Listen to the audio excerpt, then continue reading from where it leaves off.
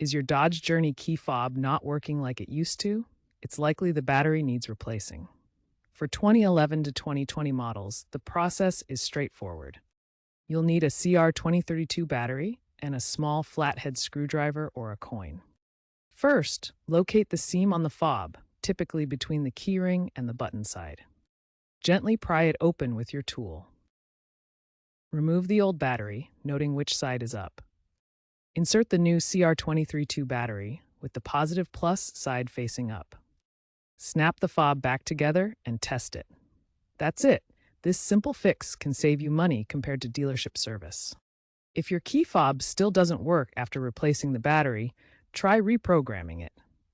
Insert the key into the ignition, turn it to the on-run position, and press the lock button on the fob. If problems persist, consult your vehicle's manual or a professional. Looking ahead, key fob technology is evolving.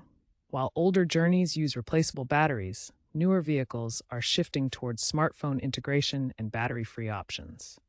Consider recycling your old CR2032 battery to reduce electronic waste. Although DIY battery replacements are common now, expect professional services or vehicle upgrades to become more prevalent as these Dodge Journey models age.